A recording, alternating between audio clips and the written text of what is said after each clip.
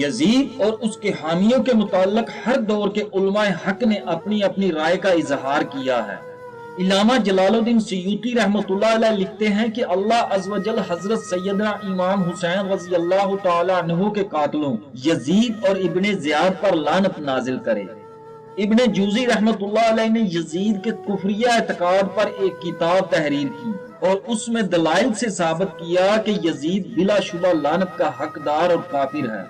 علامہ ملا علی قاری لکھتے ہیں کہ یزید کے کفر کے متعلق یہی کہنا کافی ہے کہ وہ شراب کو حلال سمجھتا تھا، اور اسی وجہ سے حضرت امام احمد بن حنبل رحمۃ اللہ علیہ نے اس پر کفر کا فتویٰ لگایا ہے، جو کہ اس کے افعال کی وجہ سے اس پر صادق ہے۔ حضرت شیخ عبدالحق محدث دہلوی رحمۃ اللہ علیہ لکھتے ہیں کہ یزید جہنمی اور ملعون ہے، کیونکہ اس پر حضور نبی کریم صلی اللہ علیہ وآلہ وسلم کا یہ فرمان بھی صادق آتا ہے کہ حضور نبی کریم صلی اللہ علیہ وآلہ وسلم نے حضرت ابو ذر غفاری رضی اللہ تعالی عنہ سے فرمایا کہ تم اس وقت کیا کرو گے جب مدینہ منورہ کو خون سے رنگا جائے گا، اور یزیدی فوج نے مدینہ منورہ کو خون سے رنگین کر کے اس کی بے حرمتی کی، پس یزید جہنمی و ملعون ہوا۔ مجدد عالم حضرت مجدد الفسانی رحمۃ اللہ علیہ کا قول ہے کہ یزید بدبخت تھا اور اس کی بدبختی میں کسی قسم کا کوئی شبہ نہیں ہے۔ امام اہل سنت حضرت امام احمد رضا خان بریلوی رحمۃ اللہ علیہ فرماتے ہیں کہ یزید فاسق و فاجر تھا۔ محترم اور معزز ناظرین گرامی، یہ تھی یزید کے متعلق اکابرین اہل اسلام کی رائے۔ اب یزید مردود کے تعارف پر نظر ڈالتے ہیں۔ یزید سن 25 ہجری میں حضرت سیدنا عثمان غنی رضی اللہ تعالی عنہ کے دور خلافت میں دمشق میں پیدا ہوا۔ اس کی ماں کا نام محسون تھا، جو قبیلہ بنو کلب کے سردار عبدل بن انیف کی بیٹی تھی۔ یزید نے اپنے ننیال میں پرورش پائی اور وہ اول درجے کا شرابی تھا۔ اس کا قبیلہ حجاز کی سرحد پر ایک صحرا میں آباد تھا، جو ناچ گانے کا بہت دل دادا تھا۔ روایات میں آتا ہے کہ یزید شام کو شراب پیتا اور اسی حالت میں صبح ہو جاتی، پھر صبح کو شراب پیتا اور اسی حالت میں شام ہو جاتی۔ شکار کا شوقین تھا اور اسی وجہ سے اس کے پاس کافی تعداد میں شکاری کتے ہوتے تھے۔ یزید نماز نہیں پڑھتا تھا اور نہایت جابر و ظالم تھا۔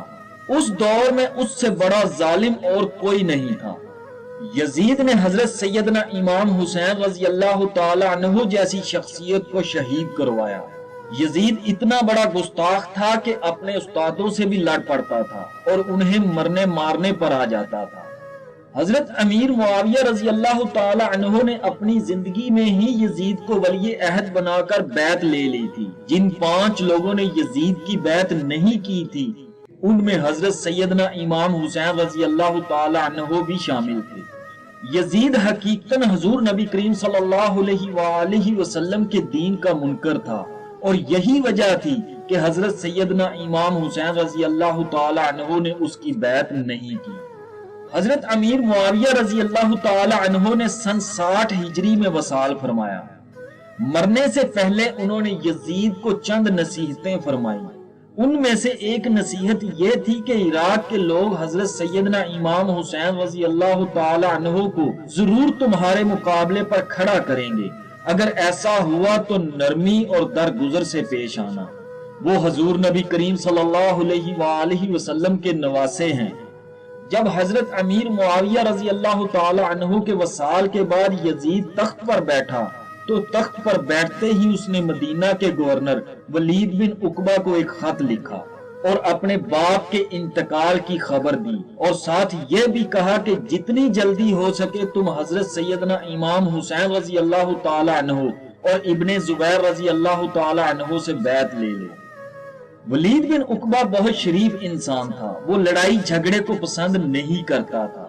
اس کے دل میں اہل بیت کا بہت احترام تھا۔ چنانچہ ولید بن عقبہ نے مروان بن الحکم کو مشورے کے لیے بلایا۔ اگرچہ مروان بن الحکم بھی پرلے درجے کا بد نیت، بد زبان، بد کردار اور مکار تھا، مگر اس وقت ولید بن عقبہ کو ایسے بندے کی ضرورت تھی جو اسے کوئی مشورہ دے سکے۔ चुनाचा मरवान ने कहा कि हजरत सैयदना इमाम हुसैन रजी अल्लाह ताला अन्हो और इब्ने जुबैर रजी अल्लाह ताला अन्हो को यहाँ बुलाकर बैत का मुतालबा करो, अगर वो ना माने तो मुआज अल्लाह उनकी गर्दनें उड़ा दो। इस पर वलीद ने कहा कि ऐसा कदम उठाना क्या जरूरी है? इस पर मरवान ने कहा बहुत ही जरूरी है, अगर तुमने ऐसा काम ना किया तो फिर ये तुम्हारी गर्दनें उड़ा देंगे। साहिब तफसीरुल मुआनी लिखते हैं कि यजीद ने हजरत सैयदना इमाम हुसैन रजी अल्लाह ताला अन्हु की शहादत पर कहा कि काश मेरे बदर वाले लोग जिंदा होते और देखते कि मैंने बनी हाशिम के सरदारों में से सबसे बड़े सरदार इमाम हुसैन रजी अल्लाह ताला अन्हु को कत्ल करके बदर का बदला ले लिया है। और इस वक्त वो खुशी से पुकारते कि ए यजीद तेरे हाथ कभी न थकें। रवायात में आता है कि यजीद बला का शराब नोश और नाच गाने का दिलदादा था। यजीद की बद किरदारी देखकर अहले मदीना ने एक वफद उसको समझाने के लिए भेजा और उस वफद ने नाकाम वापस आकर यजीद की बद किरदारी और बुराइयां बयान करते हुए कहा कि वो बेदीन है, कुत्तों से खेलता है, नाच गाने का दिलदादा और शराबी है, हम उसकी बैत तोड़ते हैं। यजीद ने शराब की हुर्मत में कहा कि अल्लाह ने नमाजियों के लिए हलाकत का हुक्म दिया है, ना कि शराबियों के लिए, बस शराब हलाल है इसलिए हम शराब पीते हैं और ये जन्नत में भी जन्नतियों को पिलाई जाएगी। नीज ये कहा कि अगर दीन मोहम्मदी सल्लल्लाहु अलैहि वसल्लम में शराब नोशी हराम है तो फिर तुम हजरत ईसा अलैहिस्सलाम के मजहब पर रहकर शराब नोशी कर लो। हजूर नबी करीम सल्लल्लाहु अलैहि वसल्लम ने शायद इसी वजह से फरमाया था कि मेरी सुन्नतों को बदलने वाला पहला शख्स बनु उमैया से होगा और उसका नाम यजीद होगा। बस अल्लाह अज़्वजल उन लोगों का हशर भी यजीद के साथ करेगा जो किसी भी तरह हजूर नबी करीम सल्लल्लाहु अलैहि वसल्लम की सुन्नतों के मुनकर या उनसे इनहराफ करने वाले होंगे। तारीख की किताबों में लिखा है कि मुआविया बिन यजीद जो कि यजीद का बेटा था, उसने बदबख्त बाप की मौत के बाद तख्त पर बैठते हुए एक तवील खुतबा दिया जिसका लुबे लुबाब ये था कि मेरा बाप हाकिम बना मगर वो नालायक था और नवासाए रसूल हजरत सैयदना इमाम हुसैन रजी अल्लाह ताला अन्हु को शहीद किया और कब्र में गुनाहों के वबाल के सबब मुस्तहक़े अजाब हुआ। फिर मुआविया बिन यजीद ने रोते हुए कहा कि उसकी बुरी मौत उसका बुरा ठिकाना है। उसने हुजूर नबी करीम सल्लल्लाहु अलैहि वसल्लम की नामूसो अजमत पर हरफ उठाया और शराब को हलाल किया और काबा की अजमत को नुकसान पहुंचाया।